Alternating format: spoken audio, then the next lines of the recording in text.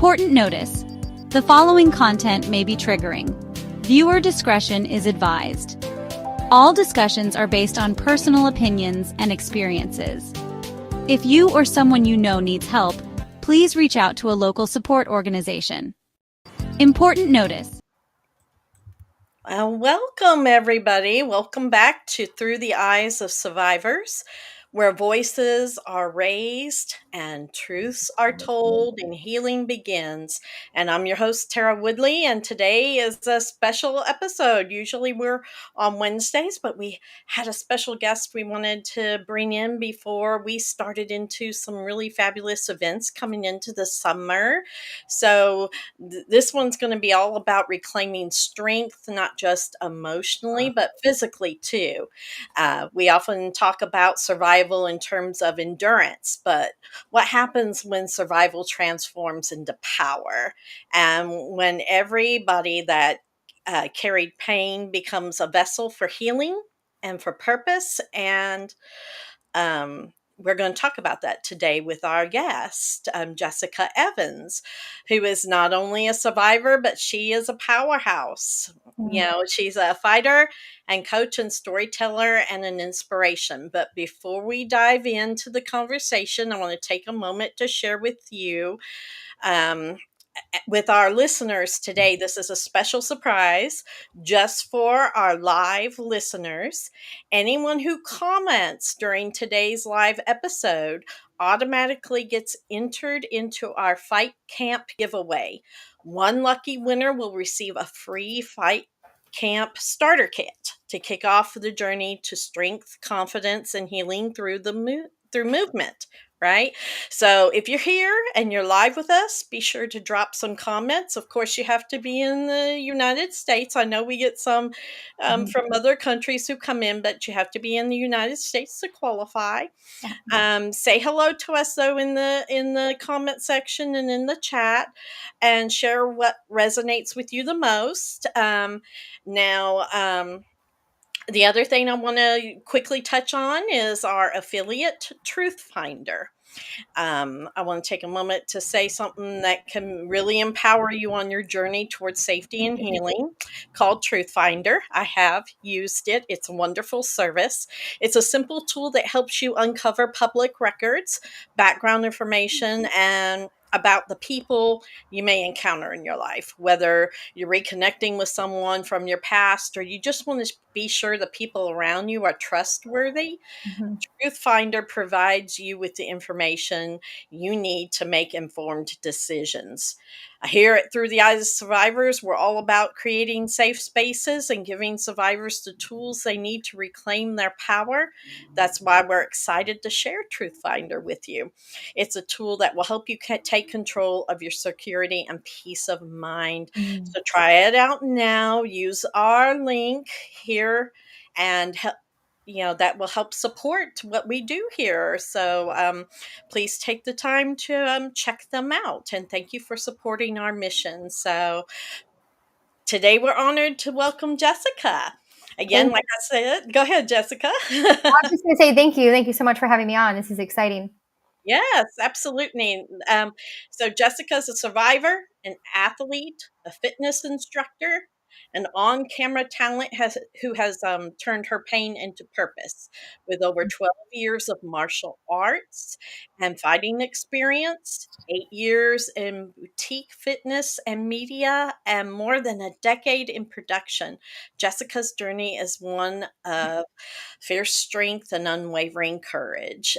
So now based in Southern California, she's blended her lifelong dedication to sports with the passion for empowerment. Whether she's teaching boxing workshops or working on online fitness platform FightCamp or consulting brands with a purpose, Jessica leads her heart and a mission to inspire others to pursue their dreams and tap into their inner fight, especially those who have to fight the hardest. So, Jessica, we're eager to hear your story. Thank you. Yeah, and how you healed and stuff. So, if you wouldn't mind, can you tell us some about your personal journey as a domestic violence survivor? Yeah, for sure. So I'm actually originally from Kansas City, Missouri, and if you know the Kansas City area, it's I would say like the Midwest is a lot more conservative than other parts of America. So I grew up, you know, I would say sheltered. I think it's important to know that because your upbringing has a lot to do with sometimes how you make decisions getting into relationships or how you look for people. And Hmm. it's funny because, I grew up in sports my whole life. I was involved in a lot in high school. I was class president and in all these varsity sports and everything. And I never dated ever because I knew that I kind of wanted to get out of Kansas City at one point in my life. But because I had never dated, I was pretty naive, I think, when it came to, and also I grew up in a family that was together. So I never saw even like a broken relationship like that. So I really didn't know the signs whenever I got into college. I was going to community college at the time. And I did end up getting into a relationship that definitely was an extremely manipulative one. I did end up moving out of my home against like what my family's will and everything when I was 18. And when I was in that relationship, it was emotionally abusive, it was verbally abusive, and it was one time a physically abusive situation. But what I can say that I'm really grateful for is that once that situation did happen, I think there was a lot of resentment, and I didn't cut it off like right away. I still waited, I think like probably about 2 months or so, and then I was able to walk away from the relationship. And I'm so grateful that I did. I think sometimes we look back on our life and we're like, wow, if I did not make the decision I did at the time that I did, my life would look completely different. And I am just really grateful that I did walk away from that situation because, I mean, who knows? Like, I could be in a constant physically abusive marriage. I could have children that could be physically abused. Yeah. I really had to stick my ground. And my family was a big support. It's really important to have good support when you're in situations like that. Even though I had gone against what they had wanted for me, they were there for me when I got out of that situation. Mhm. Yeah. And I don't recall whether you said it out. How long were you in that type of a relationship? You know, I was in that relationship for 10 months, but that was enough. Oh, yeah. What's crazy is like, it's amazing how so much can change in such a short period of time. Mhm. So when I talk to other women who have been in, let's say it's like ongoing like physical abuse or ongoing abuse just in general, your self-esteem is destroyed. And it's so funny because before this, I was a fairly confident person. And I think that's what actually even they were attracted to. Right. But when you get in these relationships, they seclude you. And that's, I think, the first sign. The first sign is the manipulation, the seclusion of your support system. And when that happened, and then when you're reliant on somebody, especially Mhm. at such a young age, 18 is young. Oh, yeah. We don't even classify it really like as an adult officially. I know like back in the old days, we're like, if you're 14 or 13, you're an adult, but we don't do that anymore. Right. So I was very young, very naive when it came to relationships. So to go back to what you're saying is I was in it for that period of time, but it really was hard to walk away from it. I was very depressed. I had lost so much weight. I was like under 100 pounds, which was very small for me. And I mean, it's crazy because again, I think that if it wasn't for my family and for like a breaking point, I think I might have stayed in that relationship. Oh, well, it's wonderful that your family was so supportive for you. I know Hmm. some people have that support and some others don't. So it's Exactly. very important when you do have it. And, a lot of abusers take advantage of that being young and naive, especially when it's your Right. first real relationship. So Yeah.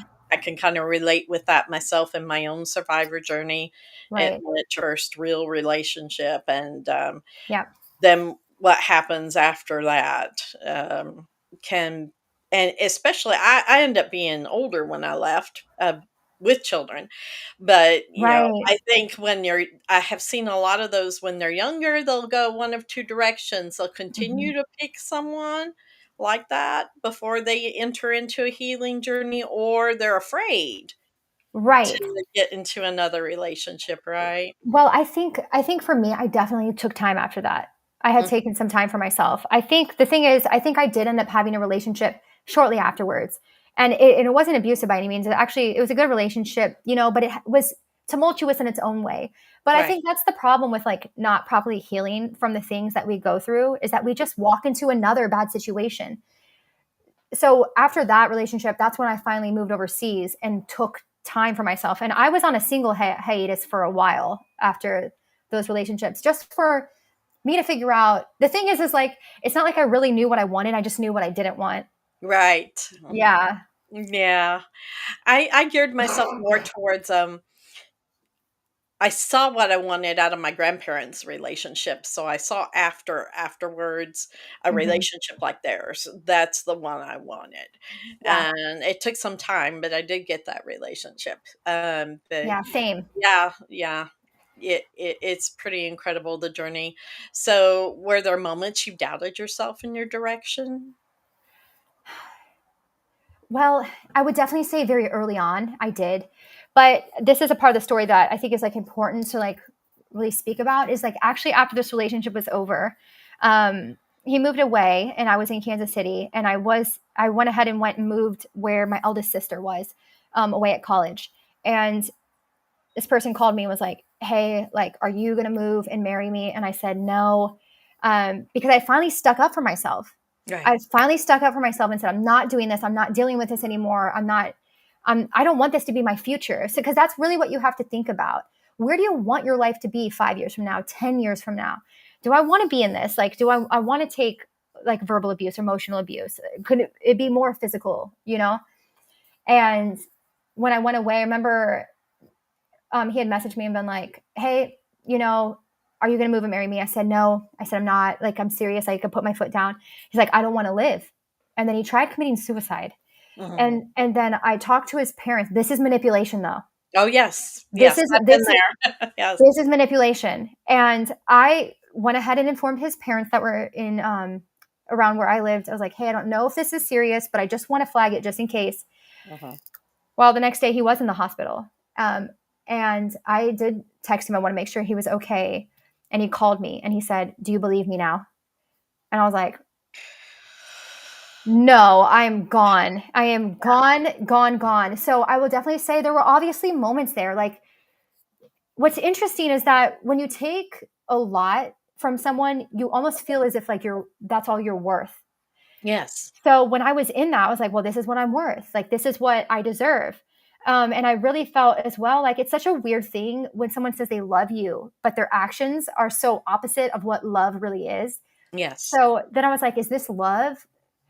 So in the beginning, I had a lot of doubt about my choice, but things like that happened, and other things happened. I was like, I need to put my head down and I need to keep heading in this direction. And it didn't happen overnight, and it didn't happen in a month, and it even took longer than a year.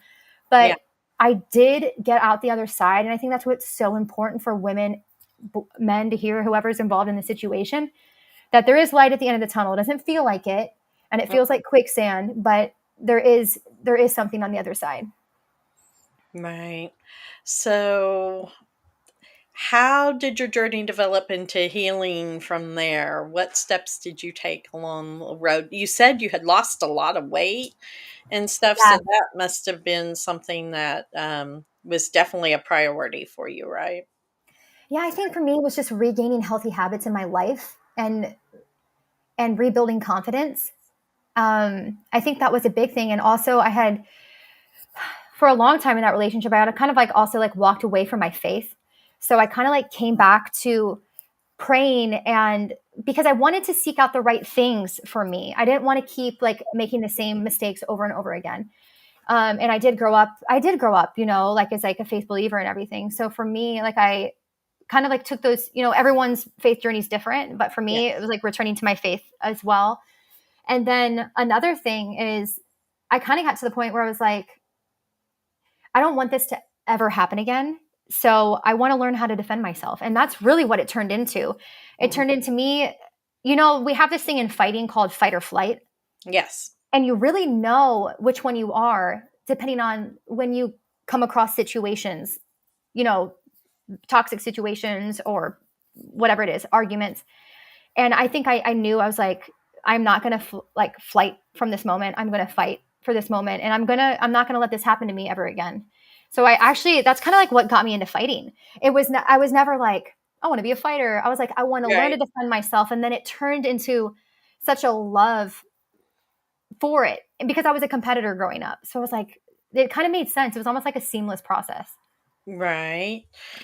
That's absolutely incredible. So, Right. um, so you, what I'm hearing is you combined some of what your spiritual journey was with this Mhm. physical journey as well. So you were Right. trying to take basically like a holistic approach in healing, For correct? sure.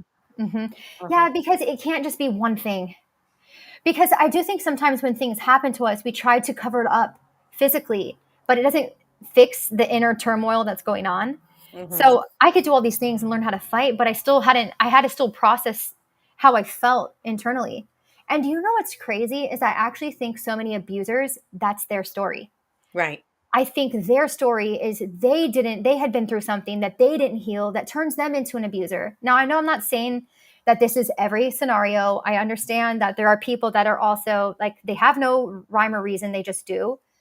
But I just knew that I didn't want to walk my whole life feeling like a victim Right. or being or winding up in a similar situation again.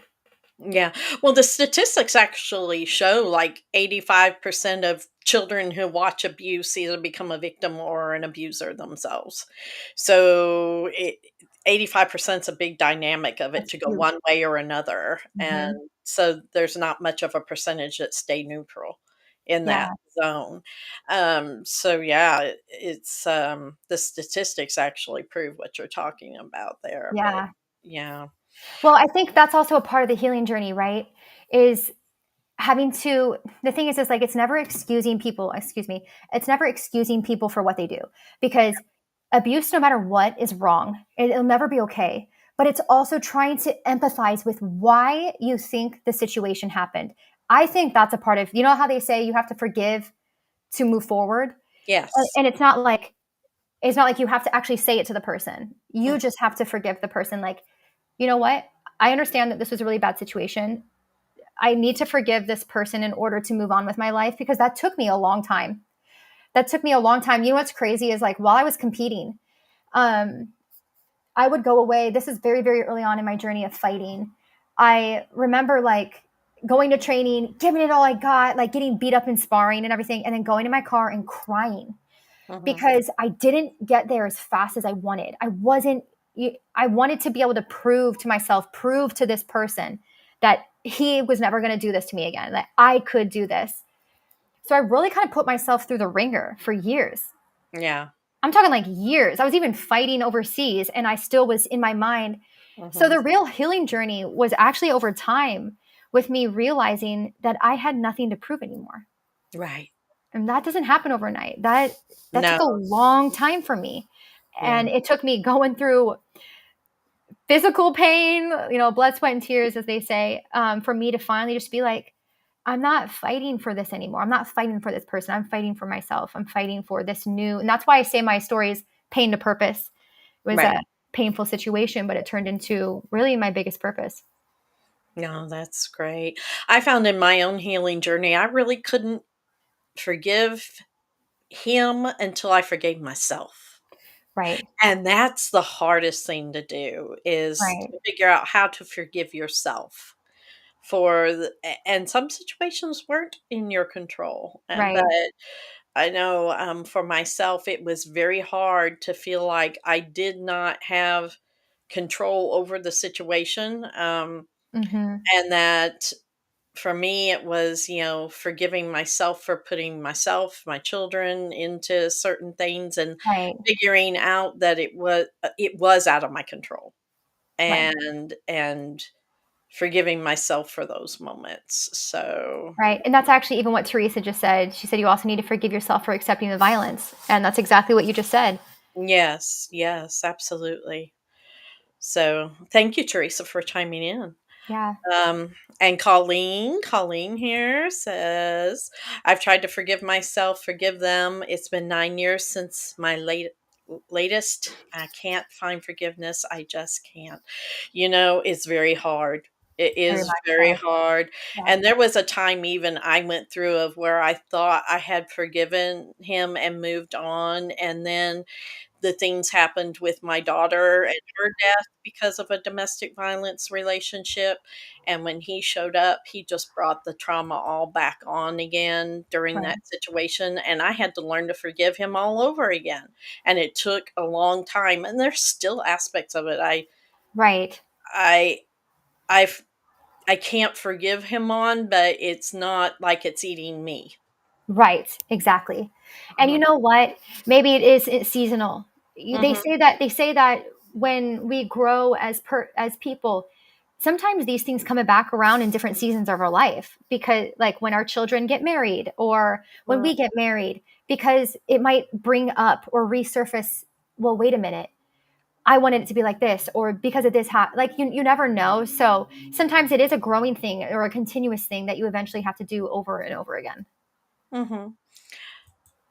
I hope I'm not saying your name right. I think Talia said, "How do you start to forgive yourself? I need so much help." Part of how I started forgiving myself was journaling.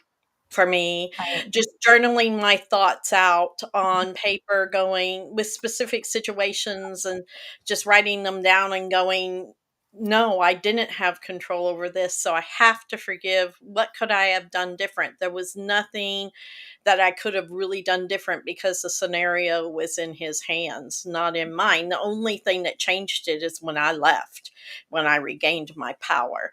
And one of the techniques we use here at Break the Silence during our survivor retreats is to write our abusers a letter and then we Mm, burn it and we say everything we wanted to say to them. So to me, that is a great technique to use to help because then you get out everything you felt and right, and it along the journey there's some room for some forgiveness, not sometimes not all the way, but in places where you can start to feel like you can breathe again. right. So yeah, do you have any suggestions on that, Jess? Well, the way that I did it was through fighting. Yeah, so tell us more Right. about that. The way that I did it was through fighting. And you want to know why I like. And the thing is like, let's say you don't want to fight. I hear so many. I don't want to fight. I don't want to fight. Just box or kickbox. Get that. Sometimes we just have to let out all of like the anger and the frustration, and to do it in a positive way. So honestly, I tell people when I teach my workouts and like when I'm teaching them, this is therapy time. I'm your therapist. We have 30 or 45 minutes of therapy time together. And that's what I let people use it as. And because sometimes people just need that outlet. Because when you break down how you feel physically, then I feel like you can really get to the emotion because Right. we're so covered by anger and having to move forward and having to do all things. Sometimes we just have to wear ourselves down so we can process it properly. And that's what I did in my training. I would go to training and I would just it's actually kind of sad like talking about it. I would just like get, you know, beat up in training in the way that it's supposed to, positive. Mhm. And then I would walk away and I'd come back and I would do it again until I just learned and got better. And it was good. It was a good mental thing for me. It was more mental than it was physical. Yes. It's very physical, but it was really more of a mental, I think, strength that I needed to rebuild in myself. Yes. Well, and sometimes in order to be mentally clear, we gotta do something physical to, like, Exactly. take all the blocks and the overthinking out of our head. That's what Right. I love to use physical things for. So, like, going out or walking, running, Mhm. gardening, like you were saying, Yeah. kickboxing, boxing, those types of things can release certain chemicals to help you think clearer in your brain. Agree. Yeah. So Endorphins. mhm. Like Legally Blonde. She was there on the stand. She said, people who work out have endorphins. Endorphins don't kill people. Like they're happy people. Yes, absolutely, absolutely. So, thank you for all the great comments and questions in there. Yeah. So, we're going to take a quick break, real quick, and just play a small video on our upcoming Run for Her event. So, Run for Her, if you haven't seen it, we do it yearly in July. Registration will start here in June and watch the clip and see what Run for Her is all about. It'll take less about a minute, and we'll be right back and talk some more with Jess. She left with nothing but a backpack, her child, and a deep desire to rewrite her story.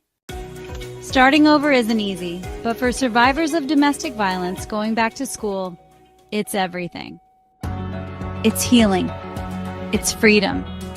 It's power, but most of all, it's hope.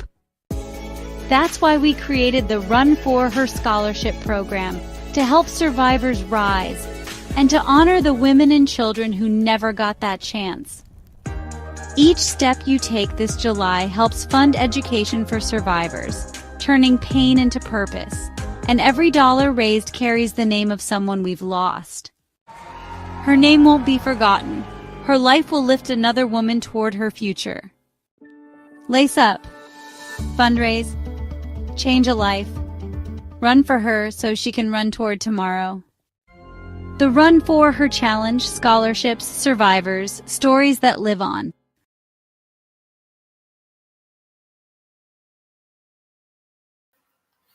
All right, and we're back. And if you missed that information, it's going to be put into the comment sections. And so please check out the Run For Her. That's a very special program for me because of the loss of my daughter. That's one of the people we honor across the country in the Run For Her event, and to help create awareness. And I want to remind everybody, please, we are giving a drawing at the end of this to anybody who comments during the live chat. We're going to give away a special package from FightCamp. So please be sure to get your comments in or questions, and we'll be glad to talk with you. So, Jess, so Yes. now that we talked some about your story, how did you start with, you said you went into boxing and fighting. Now, how did you go from there to what you're doing now with Fight Camp? Well, it was actually quite a big journey because I started fighting and competing, and then I moved overseas and I was competing over there, and I was also going to school over there. And that's kind of how I got into production, actually. So fighting was just like a side thing for me. I think just to compete, and then also to continue what I had already started, and to continue to grow in that way. And like I said, while I was in Australia is when the healing really happened. It wasn't while I was in Kansas City. It took me quite a few years to kind of get through everything. But while I was over there, I started doing, what is it? It's like self-defense classes. I had taught some of the schools over there. I had taught a couple with my coach and raised money for this program called A21, which is helping get pretty much human trafficked victims, women, out of human trafficking. Yes. So I helped raise money for that and just taught different girls like around school and around the area how to defend themselves. Kind of started like a little connect that girls would get together. It was like self-defense, and we would eat a meal together. So after all of that, after competing, and I ended up moving to California for my job for production. But when 2020 happened, the year that we all love so much, a lot of people got let go from their job, and I was one of them. In production, productions weren't allowed to happen. And after that, I kind of like skipped over something, but in 2019, my brother passed away. Okay, I'm so sorry. It's okay. And I just knew that between that happening, between losing my job the next year later and everything, I just think I had this reality check of like, I don't just want to do jobs that people think I'm good at or I think I'm good at. I want to do something that I really feel purpose behind. And because I knew that the next thing I wanted to do after we were furloughed, I wanted to do something and kind of change things up. That's kind of how I got into fitness. I saw one of my friends had told me at the top of the next year that this company was hiring female trainers, but you had to have fight experience and group class experience. And I had both of those. And I had to go through a pretty lengthy interview process and audition. But it's crazy because when I came to that audition and when I found out about the job, I remember my husband even saying like, that job was made for you. And my sister said that as well. They're like, this job is literally the perfect job for you. So it's funny because I never had this moment in my younger years or even when I had gone through the relationship of like, this is what I want to do. But I really believe that the right things happen when we keep taking steps forward when another door opens, we step through. When another one opens, we step through. And we never take those years as wasted time. It really prepares you actually for what's to come. So I had gone through a lot of stuff in between that relationship and then walking into fight camp, but it all happened in the right time. Well, it usually does when you've prayed and God gives you a purpose, right? So, Right. absolutely. So, um, have you ever come across somebody that was like unsure and broken and watched them transform through what you've been doing with movement and things like that? Can you tell us some about that? For sure. You know, we have an amazing community at my job. And we even have cancer survivors or people that are going through cancer treatment taking workouts. And they message us. They're like, I am literally going through cancer, going through chemotherapy right now. And when I show up and come to my bag, I'm fighting physically what I'm going through, mentally, emotionally, physically as well. And when I hear stories like that, or I hear about people that the reason why they're doing it is because of them losing their spouse, or not everything is like domestic violence, but Right. even as I've spoken up more and more about what I've been through, I'm realizing more and more how common it is, like extremely common. Everybody has their own trauma, so Right? in Everyone some has way, their shape, or form. for sure. So really, I've seen the transformation through so many people in our fight camp community, which has just been such a blessing for me.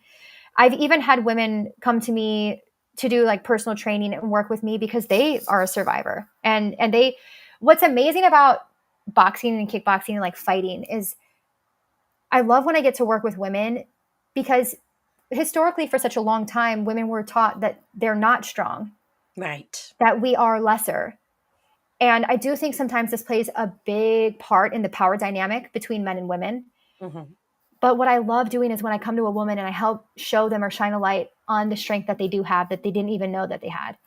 And I get to see that the first time they hit the mitt or the bag in a way that they're like, wow, that was strong. I am strong. And getting to really see that unfold is probably one of my greatest gifts that I've been given.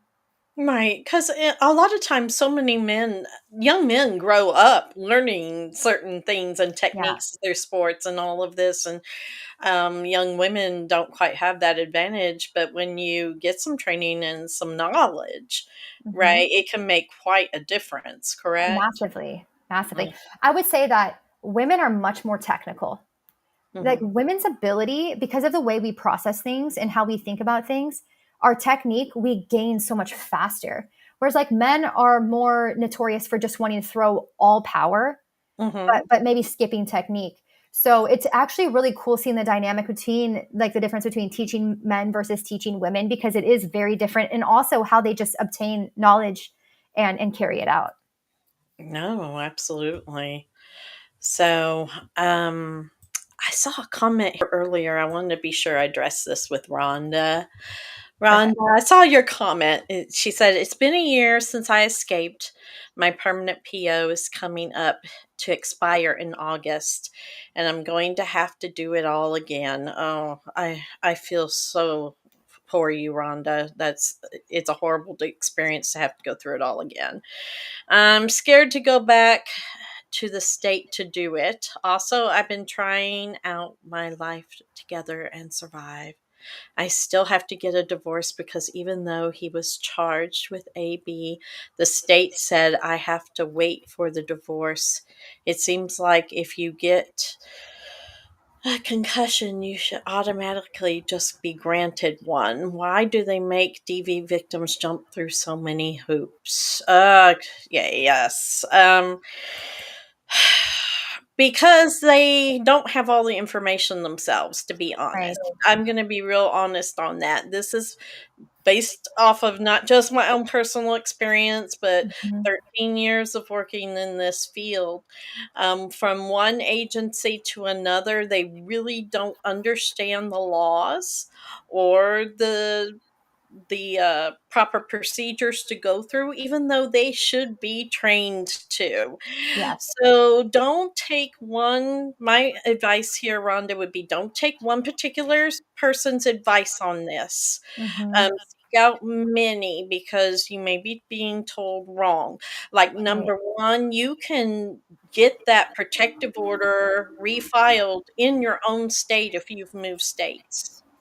So you don't have to do that just back in the state where it happened. That can be done in your own local area. Um, and the same thing as far as trying to get your divorce or anything like that, unless there's children involved that's pulling you back into that state. But even then, the PO, you should be able to renew through your own state. So Yeah. con- I recommend contacting the DA's office and seeing if they have a domestic violence advocate. A lot of Mhm. DA's offices have them, and they are more aware of the laws and your rights than some of the authorities themselves, including the DA. So um, try some of those things, and if you have um, if you need some other resources, we do have a support line that will help you. Like, they will research resources and provide you them so that you can contact those, and that may help you as well. So um, our people will put the support line into the chat for you in case you need that, Rhonda. So Yeah. is there anything you wanted to add on that, Jess, before? No, I think everything that you said was really great. The thing is like in terms of the actual process, I don't even know it Yeah. because I wasn't married and because I didn't take any legal action and stuff like that. But actually, that's what's so sad is that I do think that when different situations happen, we should take legal action Mm-hmm. more because I think so many cases aren't even reported. Take legal action right away so history doesn't repeat itself. So this person doesn't just get off the hook and do it to more people. Mm-hmm. Yeah, and Talia says she's been going through that for years with his family and everyone knowing Yeah, and them overlooking it. You're not alone in that. That's for sure. right. But if you need a listening ear or resources, like I said, please check out our support line. They will put that up pretty soon here in the comment section. So, Yeah. and keep those comments coming because we definitely Yes. want you guys to be entered into the drawing at the end here. Yeah. So Jess, what makes Fight Camp different from like other fitness programs, Well, especially for those who have had trauma? Well, I think what makes Fight Camp different is that, first of all of us are former fighters. So you're learning from people who literally have gone through it. We're not just fitness instructors, we're people who have literally gone through it. And we also, whenever they were hiring, they specifically wanted to use former fighters. You couldn't just have fitness experience because they wanted people that knew what it meant to go through the trenches and then to have to pull yourself back out of it. So what I think makes us different aside from that is that we teach that to our members. We teach them the fighting mindset. And our mission statement is to inspire the fighter within. Everybody is a fighter in their own way. And we just want to unlock that part that they didn't realize they had inside of them. No, that's incredible. Yeah. So you work with these professionals to help that. Does the program, is it ensure support more that rather than re-triggering trauma? I believe more support. And another way that you can kind of like get support, first of all, is we have something called the Fight Camp community, which is a Facebook group. And Yes. all Fight Camp members are on there for the most part, not everybody, but a lot of them. And people will go on there and they're like, hey, I'm going through chemotherapy right now. But I'm showing up and I'm doing my workouts. And we get to go in there as well as coaches and we get to interact. I mean, so many of these people, I just know them by name. I know them by their story for 4 years. And I can't wait to like one day meet some of these people that like just continuously take our workouts and they stick with it and they lift up other people in the community and what they're going through as well. I think that's what's amazing. It's not even just about us coaches. It's about the community that we've built. Some of these people even like catch up outside of Fight Camp now because they're friends with each other. So really, I think it shines a light in terms of like helping bring people up from whatever situation they're in. And really what we need the most after going through situations like this is strong community. Yes. Because when you're in it, you feel very secluded, very much by yourself, very like there's so much shame involved in it. So being able to realize that people are there and they are a strong support, I think that's what really helps. Absolutely. We're definitely ones that promote that here with Break the Yeah. Silence, because we have, of course, our pages that everybody's watching on now, but there's also support groups that we have as well. So Yeah. I think that's good to have community. Community helps you, and it helps you to stay grounded and know you're not alone. So Agree. um, absolutely. So, what's some of the feedback maybe you've had from survivors who have been helped with Fight Camp? Ooh, this is a good one. Let me think here.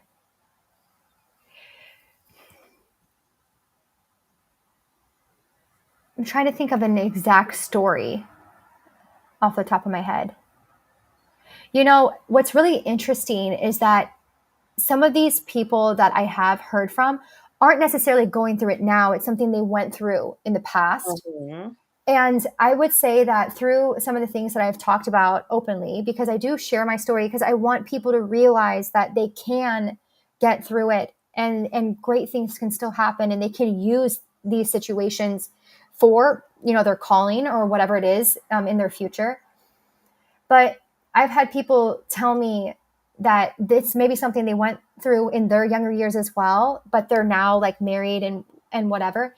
I've had them message me and tell me that they're just so grateful that I was vulnerable enough to talk about it in my workouts while they were doing it, because it's helped them realize that they're fighting for a bigger purpose, maybe for raising with their children.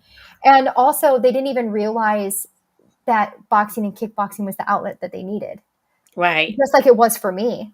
They had no idea until they really got into it. And that now when they come to the bag, they're like, well, this is my knuckle therapy. This is my therapy time, like you talk about in your workouts. And I would say another thing is that it's helped them a lot with the mental stuff we were talking about. Right. Just this mentality of overcoming. Mm.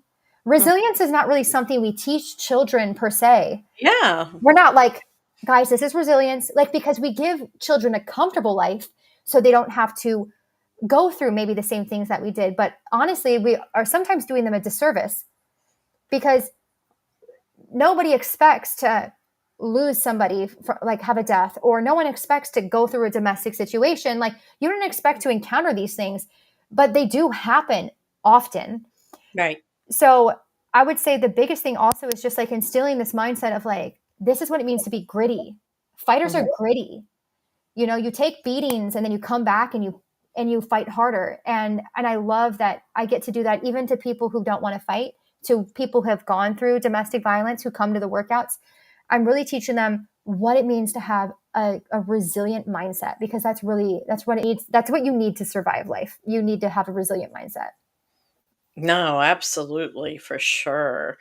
Because that resilience will take you a long way. And Mhm. a lot of us are more resilient than we ever realized. Because if Exactly. you really start thinking back on everything that a lot of survivors have been through, there Yeah. are a lot of people out there who can't take what we've had to endure. So that makes you a whole lot tougher than you think out there. So Right. And I just want to say this. I have not by any way been through what I know probably yourself and so many other women have been through, where you're going through it for years.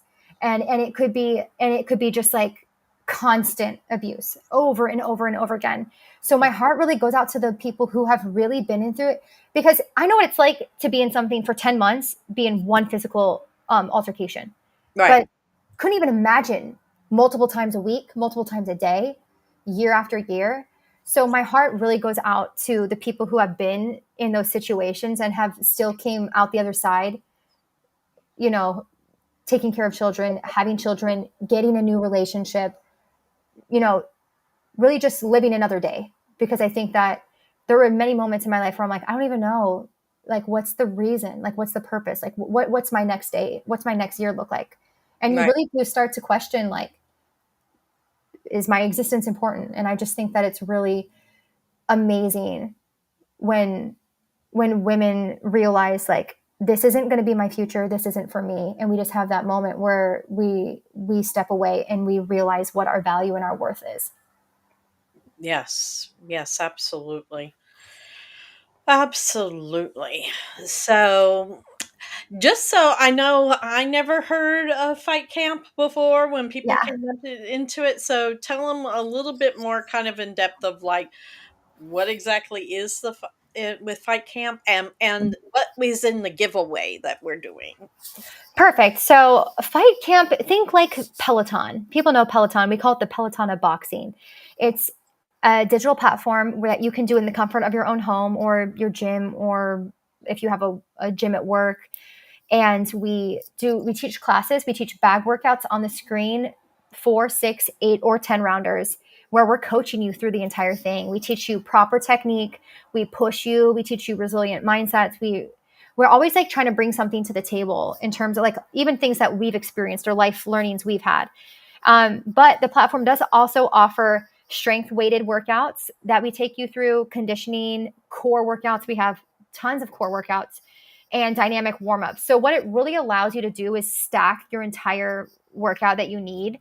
You can do a warm-up properly, a bag workout, and then you can finish with core and do a stretching workout with us as well. So really, it's kind of like a one-stop shop for if you want to get out some aggression and whatever, or just excitement, whatever it is, and then also get in like a full workout that you need.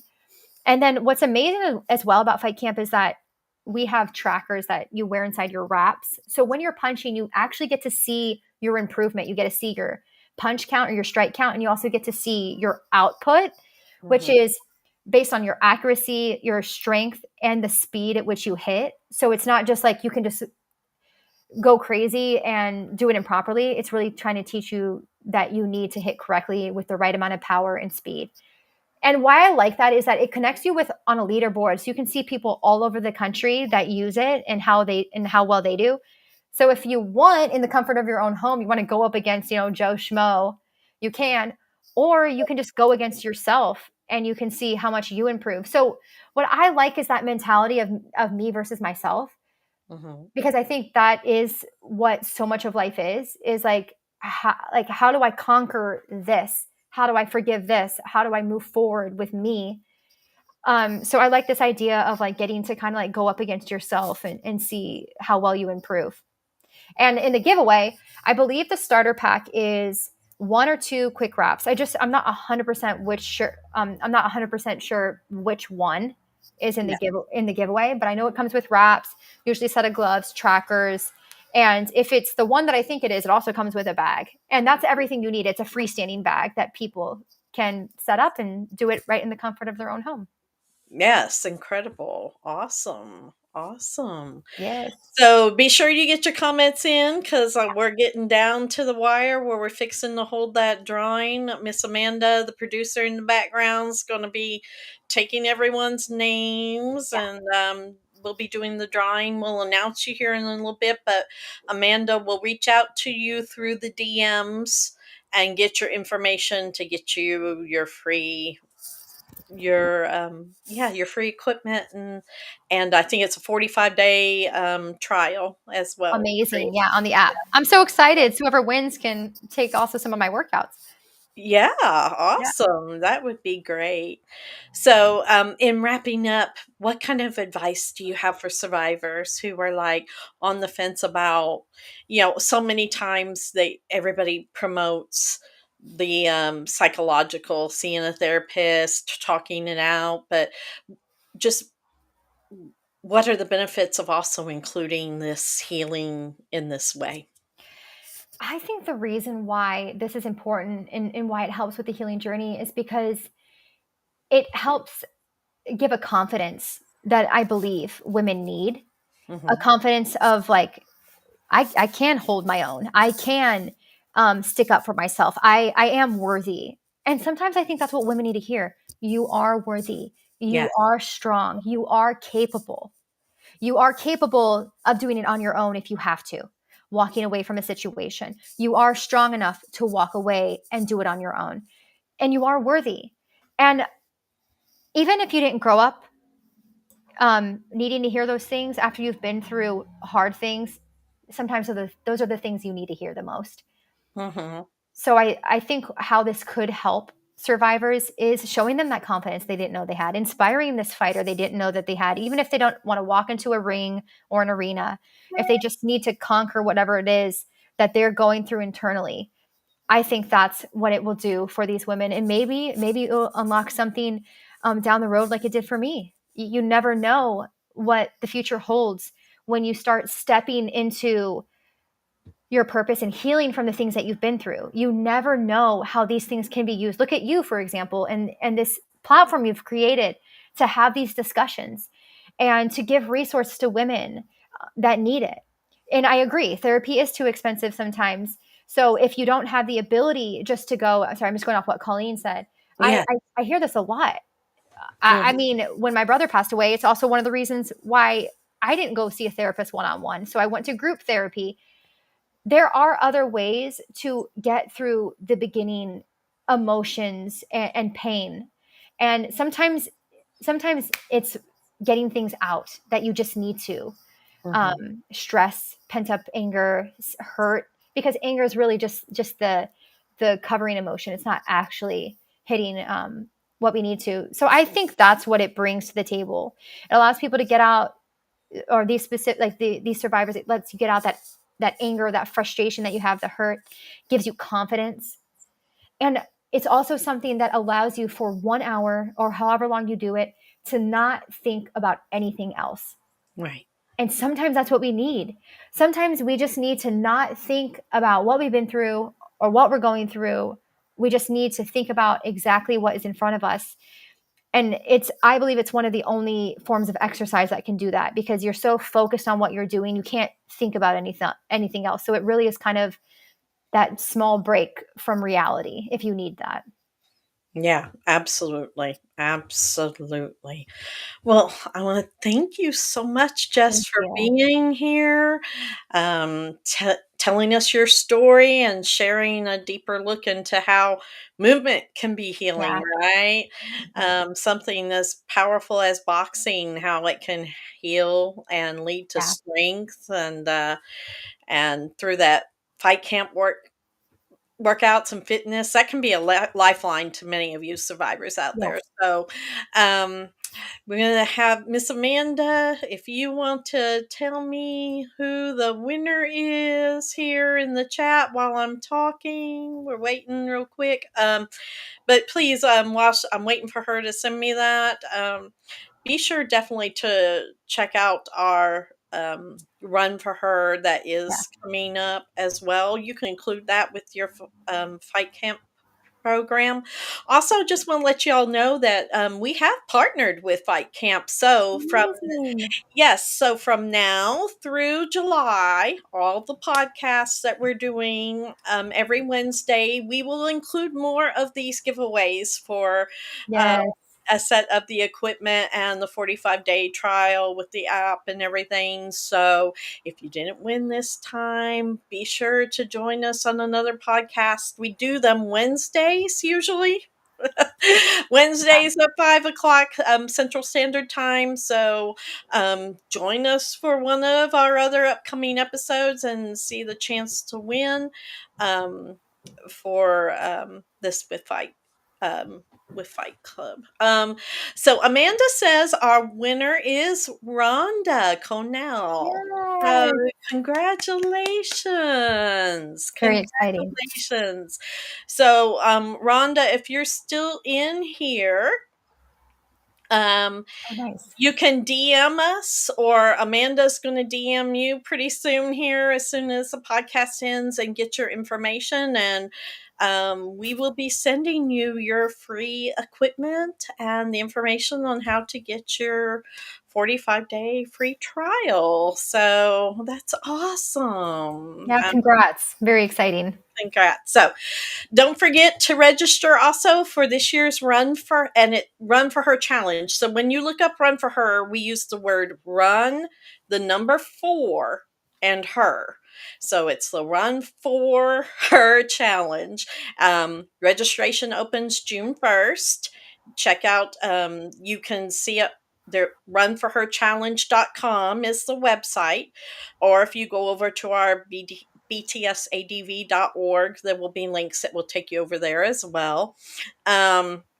You can be a bit part of something bigger by running or walking or moving in honor of women and girls who need us to stand up and speak out for them, those who can't be here to speak up any longer. So sign up, learn more about it at the brand new website, and hopefully we'll raise more money for scholarships, because that, for us here at Break the Silence, we believe that's key. Number one, we're honoring the memories of those lost, but number two, we're honoring the survivors who've gotten out, who need an education and need a better life. So please be a part of that. And finally, if today's episode has moved you and you're passionate about empowering survivors, please, please, we need your help. Donations always help here at BTSADV at Through the Eyes of Survivors, whether it's $5 or $50. Every gift impacts a survivor, and you can donate by visiting btsadv.org. And please check us out tomorrow for our next episode, where actually tomorrow I am talking with one of our board members, Midori Davidson. She's been on this platform several times. If you love Midori, she is back. And we're going to be talking about financial abuse, what that is, what it looks like, how you can change your life to get out of that, and talk a little bit even about how that has related with people who have money and power, and what financial abuse looks like even in those aspects. So please come back tomorrow, and we'll see you on tomorrow's episode, hopefully, of Through the Eyes of Survivors. And we'll give away another one of those Fight Club sets during that time. So stay tuned. Thank you all. Thank you. Thank you so much for tuning in to this episode of Through the Eyes of Survivors. My name is Tara Woodlee, and I am the president of Break the Silence Against Domestic Violence, an organization that gives survivors and their families, and the families that have lost loved ones to domestic violence, access to a community that understands the journey that they're facing. We hope this episode impacts you, and hopefully you want to learn more about the topic. If it is helping you in some way, let us know in the comments below. We love your feedback.